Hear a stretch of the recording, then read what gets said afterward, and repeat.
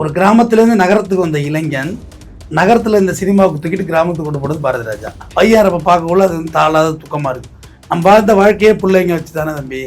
நம்ம இருந்துட்டோம்னா அப்புறம் என்ன இருக்குது? பிள்ளை இருந்துட்டா அப்புறம் அப்பா இருந்து என்ன?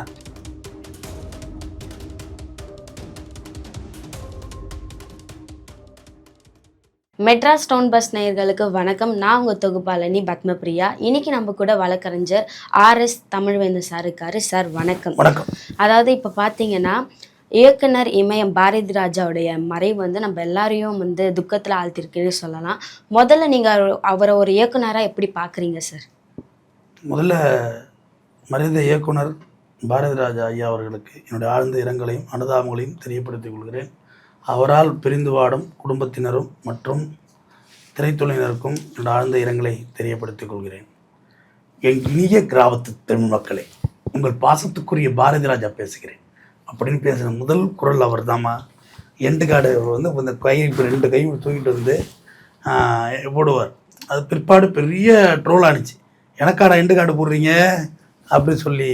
அந்த அளவுக்கு ஒரு கிராமத்துலேருந்து நகரத்துக்கு வந்த இளைஞன் நகரத்தில் இந்த சினிமாவுக்கு தூக்கிட்டு கிராமத்துக்கு கொண்டு போனது பாரதி ராஜா. கிராமத்துலேருந்து தான் நகரத்துக்கு வந்தார். அள்ளி நகரம், தேனி மாவட்டம் அள்ளி நகரத்துக்கு வந்தாரா.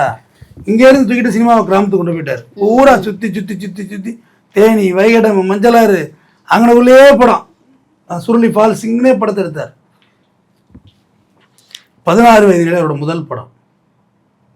ரஜினிகாந்துக்கு ஒரு லைஃபு, கமலஹாசனுக்கு ஒரு லைஃபு, ஸ்ரீதேவிக்கு ஒரு லைஃபு, சொல்லுங்க கவுண்டமணிக்கு ஒரு லைஃபு. பற்ற வச்சுட்டே பரட்ட அப்படின்ற ஒரு கேரக்டரை கொண்டு வந்து கவுண்டமணி கொடுத்து அந்த படத்து மூலயமா உள்ளே வர்றார். என்ட்ரி அவர் 1941ஆம் வருடம் பிறந்திருக்கார். ஆல்மோஸ்ட் 83 வயசு அவருக்கு. இப்போ சுதந்திரத்துக்கு முன்னாடி 6 வருஷத்துக்கு முன்னாடி பிறந்திருக்காரு. 47 சுதந்திரம், 6 வருஷம் முன்னாடி பிறந்திருக்கிறாரு. அப்படியே பிறந்து ஒரு திரைத்துறை மேல ஆர்வத்தில் சென்னை வந்து அவருக்கு ஒரு மகன் இறந்துட்டார். நான் மகன் இறந்ததுக்கு நான் போயிருந்தேன். மனோஜ் இறந்ததுக்கு நான் நேரில் போயிருந்தேன். இப்போ ரொம்ப பயங்கர ப்ரோட்டோகால் இஷ்யூ. நம்ம திருப்பி மறு ரவுண்டு போகணும். போயிட்டு ஒரு ரவுண்டு போயிட்டு வந்துட்டோம். மறுபடியும் போகணும். மகன் இருந்தப்போ அவருடைய மனநிலையை பார்த்தேன். அப்படியே உட்கார்ந்த சிநேகன் பக்கத்தில் இருந்து நெஞ்ச தடவி கொடுத்துட்ருக்காரு. இங்கிட்ட சீமானன் நின்னார், நான் இந்த பக்கம் நின்னேன்.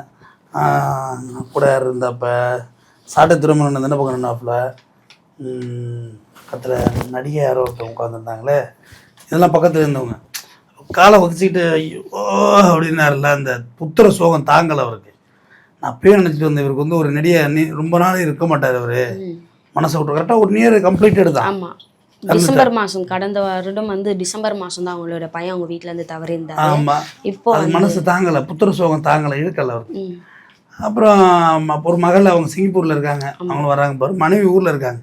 இப்போ கூட ஊரில் ஒரு பெரிய வீடு கட்டியிருக்காரு. அவர் ஆக்சுவலாக ஊரில் செட்டில் ஆகிற மணலில் இருந்திருக்கும் போல இருக்குது. இங்கே கடைசியாக மருத்துவமனை உதவியோடு தான் இருந்தார். இங்கே நீலாங்கரில் நம்ம வீடு, பெரிய வீடு, தனி வீடு. அதாவது ஒரு நடிகர் ராதாவை அவர் அறிமுகப்படுத்தி வச்சது, ராதிகாவை தூக்கிட்டு வந்து சினிமாவில் இறக்கி விட்டது. அவர் ஒன்று எல்லாமே புதுசாலா. அப்போ வந்து நடிகர்னா சேஃபாக இருக்கணும்னு சொல்லியிருந்தாங்கல்ல.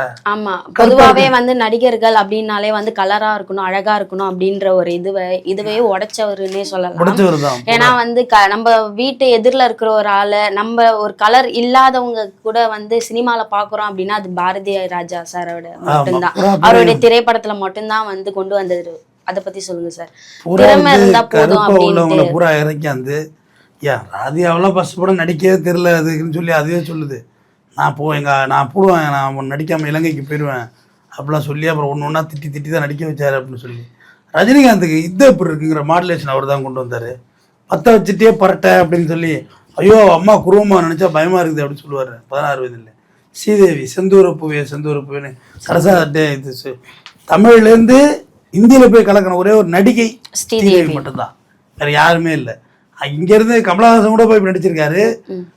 எல்லாம் ட்ரை பண்ணியிருக்காங்க, போய் கலக்கலை யாரும். ஆனால் இவங்க போய் லாங் ஸ்டாண்டிங் நார்த் இந்தியாவில் இருந்தாங்க. நார்த் இந்தியா ஹீரோயின்ஸ் இங்கே வந்திருக்காங்க. பட் இங்கேருந்து எந்த ஹீரோயின்ஸ் அங்கே போய் ஸ்ட்ரெயின் பண்ணவே இல்லை. அதை ஸ்ரீதேவி ஸ்ட்ரெயின் பண்ணாங்க. அந்த மாதிரி ஒரு அவரோட கதாபாத்திரங்கள்லாம் அன்னைக்கே சொல்கிற ஜாதிய மறுப்புக்கு ஒரு வேதம் புதிது, ஒரு படங்கள். கருத்தம்மா தேசிய விருது வாங்கியிருக்கு, கடல் பூக்கள் தேசிய விருது வாங்கியிருக்கு, 4 படம் தேசிய விருது வாங்கியிருக்கு ஒரு மொத்தம்.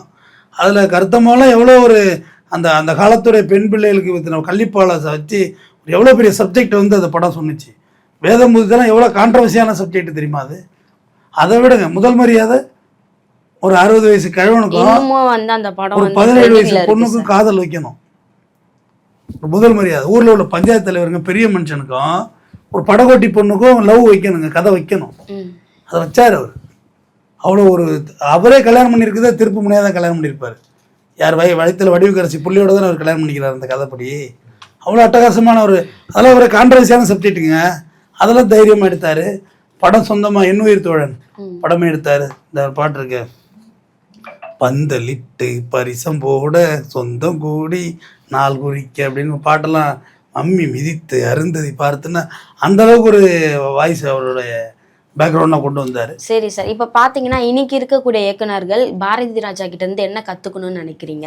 பாரதி ராஜா ஆல்மோஸ்ட் வெளியானவங்க நிறைய பேர் நல்லா இருக்காங்களே.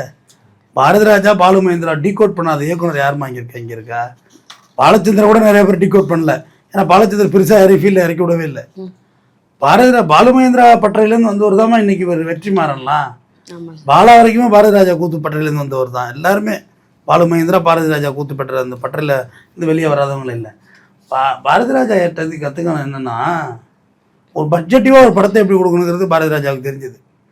சும்மா போயிட்டு அனத்தாமல் போட்டுக்கிட்டு வளர்த்தி அனத்தாமல் கேமராவெலாம் வெளிநாடு தூக்காமே கடைசி காலத்தை ஓட்டிட்டார்லம்மா அவர். இங்கே உடனே டிஸ்கஷனுக்கே பாரிட்டு தான் போகிறாங்க.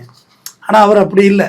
ஏன் ராதிகா போய் கடைசியாக பார்த்தாங்களே இது தாய்க்கிழமை படம் வெற்றிக்கு பிறகு அவர் நினைவெல்லாம் ரொம்ப முடியலை.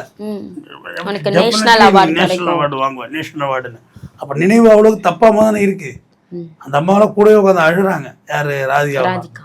ஸோ நினைவெல்லாம் தப்பாம தானே இருக்குது. குடும்ப சோகம் ஏஜ் இன்ஃபேக்ட் சொல்லணும்னு ஒன்று இருக்குல்ல. 83 வயசுமா நான் அல்ப வயசு 50-60 நான் சொல்லுவீங்க. 83 ஆல்மோஸ்ட் வயசு தானே, நல்ல வயசு தானே வாழ்ந்து. இன்னும் பையன் இறப்ப பார்க்காம இறந்துருந்தாருன்னா மகிழ்ச்சியாக இருந்திருக்கும். பையன் இறப்ப பார்க்கக்குள்ள அது வந்து தாளாத துக்கமாக இருக்குது. நம்ம வாழ்ந்த வாழ்க்கையே பிள்ளைங்க வச்சு தானே தம்பி. நம்ம இறந்துட்டோம்னா அப்புறம் என்ன இருக்குது? பிள்ளை இருந்துட்டா அப்புறம் அப்பா இருந்து என்ன?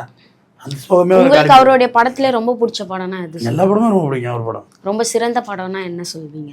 ஏன் முதல் மரியாதை சிறந்த படம், வேதம்புது சிறந்த படம், கிழக்கு சிம்மையில சிறந்த கிழக்கு சிம்மையில விட ஒரு அட்டகாசமான படைப்பு. நெப்போலியன் வந்துட்டு இருப்பா வெளிநாட்டிலேருந்து. இப்போ நெப்போலியன்லாம் பார்த்தீங்கன்னா அந்த அன்னைக்கு ஒரு மீசை வச்சு ஒரு கேரக்டர் மாவு மச்சானுக்குள்ள ஒரு கேரக்டர் கொடுத்து அந்த தென் மாவட்டத்துடைய வாழ்வியலை படமாகவே கொடுத்தாரு அவர்.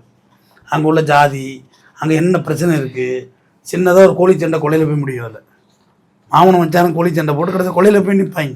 அந்த தங்கச்சி மேலே உள்ள பாசம், ராதிகா அதில் தங்கச்சியால் வரும். அந்த ஒரு சூழ்நிலை அதில் வந்து டெவலப் ஆகி வந்து தான் சீமான். அவர் பசுமன்னு ஒரு படம் கொடுத்தாரு, அதே லுக்கில் இருக்கும் அந்த படம். பாஞ்சாலங்குறிச்சி, இப்படி 2-3 படங்கள் அவர் அந்த ஃபாலோஅப்பில் கொடுத்தாரு அந்த கதை அமைப்பில். ஸோ அவங்க எல்லாருமே எடுத்ததுமே இவரோட கதைகளை தழுவிகள் தான் இருந்திருக்கும். பாரதி ராஜா இல்லாத இந்த தமிழ் சினிமா இதுக்கப்புறம் எப்படி இருக்க போகுது சார்? அதெல்லாம் ஒன்று நம்ம பாலச்சந்தர் இல்லாமல் என்ன சினிமா இல்லாமல் போயிட்டாருன்னு அப்படிலாம் இல்லை. ஜேம்ஸ் கேமரோன் இல்லைன்னா ஹாலிவுட் சினிமா இல்லையா? இல்லை, அப்படியெல்லாம் இல்லைம்மா. பாலுமகேந்திரா கூட இருந்துட்டாரு. சிங்கிதன் சீனிவாசராவ் 100 வயசில் படம் எடுத்திருக்காரு ஐயா. ஆமாம், கமலஹாசன் பாசவலையெல்லாம் எடுத்தார்லம்மா. 100 இது அபூர்வ சகோதரர்கள். அவர் 100 வயசு கிட்டத்தட்ட படம் டைரக்ட் பண்ணியிருக்காரு. கமலஹாசன் பாராட்டு கலக்கிறாரு. அப்போ கலைஞனுக்கு சாவே இல்லை. பாரதி ராஜா வைக்கிற உடல் தாம இறந்து போயிருக்கோம். அவர் படைத்த படைப்புகள் இங்கே தானே இருக்கு. அதுக்கு எப்படி சாவு இருக்கும்? சாவே இருக்காது. தமிழ் சினிமா அப்படியே தான் இருக்கும். நல்ல படங்கள் கொடுத்தாரு எனக்கு. அது இப்போ அவர் ஒரு இயக்குனரை விட ஒரு தமிழ் தேசிய போராளி. அவர் பக்கத்து நாட்டில் வந்து போர் நடந்த போது ஓட்டு கேட்க வந்த சோனியா காந்தியை முதல்ல போய் அங்கே போரை நிப்பாட்டிட்டு வந்து ஓட்டு கேட்க வைங்க. சுடுகாட்டில் இளவு வீட்டில் வந்து என்னத்தை ஓட்டு கேட்க போறீங்கன்னு கேட்டவர் இருக்குது. அதே வந்து ப்ரெஸ் மீட்டில் வந்து வேல்முருகன் உட்காந்துருந்தாரு. யார்? தமிழக வாழ்வு நிகழ்ச்சி வேல்முருகன். அவர் உட்காந்துருந்தாரு. அவர் உட்காந்துருக்குள்ள வேல்முருகன் என்ன கட்சிக்காரனா பார்க்குறீங்களா அப்படின்னா, அவர் வேல்முருகன் சொன்னார், நான் அண்ணன்லாம் வர்றாருன்னு என் கட்சி கொடியை கட்டி உள்ளே வச்சுட்டு வெறும் வண்டியாக தான் வந்திருக்கேன், நான் தமிழனாக தான் வந்திருக்கேன்னு சொல்கிறவர் வேல்முருகன் சொல்கிறார். அமீர் உட்காந்துருப்பார். சீமான்லாம் பாரதி ராஜா எல்லாருமே ஈர்ப்பு உண்டு. சீமான் மீது பெரிய மரியாதை வச்சிருந்தவர் பாரதி ராஜா. எல்லாருக்கிட்டையுமே 3 சிஎம் சொன்னார்மா அவர். கூப்பிட்டு எனக்கு எம்பி பதவி தர்றேன்னாங்க. அடப்போட வாங்கினா அவங்க இப்படி தெரியணும்னு சொன்னவர் பாரதி ராஜா.